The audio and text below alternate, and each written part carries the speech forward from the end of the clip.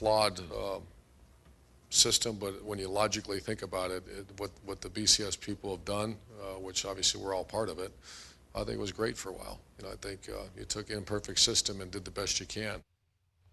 Urban Meyer and his undefeated Buckeyes still puzzled by the current BCS system. Winners of 22 straight games, but still not enough to crack the top 2 in the latest poll. No doubt Meyer doesn't like to see his team rank behind Alabama and Florida State in the current BCS standings. Our Bernstein sat down with Big Ten Commissioner Jim Delany and got his take on the Big Ten's place in the pecking order.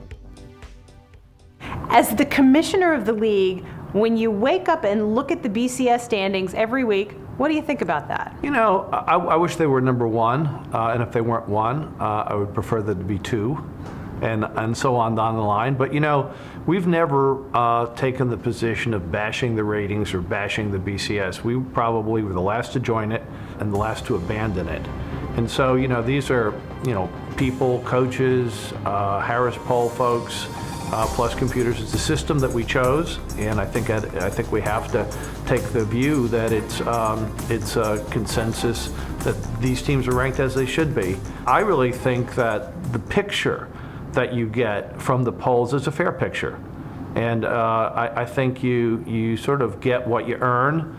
And I think we need to win more big games on more big stages, and then I think we'll get whatever the ranking is produced. Back during Big Ten Media Days, you talked about existential threats on major college sports. What's number 1 in your mind?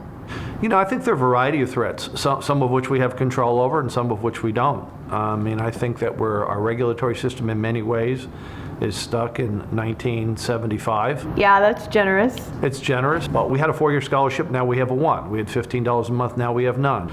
We've got resources. We get criticized for paying coaches too much or investing too much in facilities. We need, up to the cost of education, to have flexibility to use the resources we have on behalf of the athletes.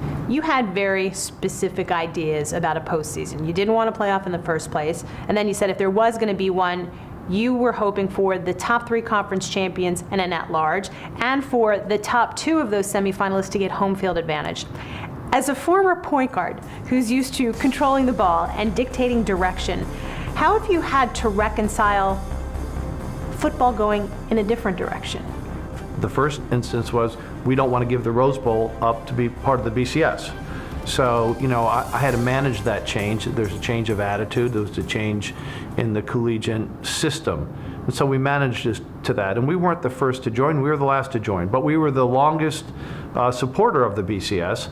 And so then once that discussion becomes one where the vast majority of conferences want to do it, you have to figure out exactly how you're going to do it. At the end of the day, I think we want the 4 best teams, and there are a lot of different ways to gauge that.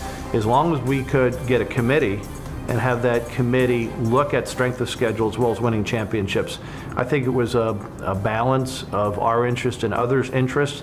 And at the end of the day, we all supported it, and I think the public is pleased, and obviously ESPN is pleased to have it, and I think people are going to be really excited about it.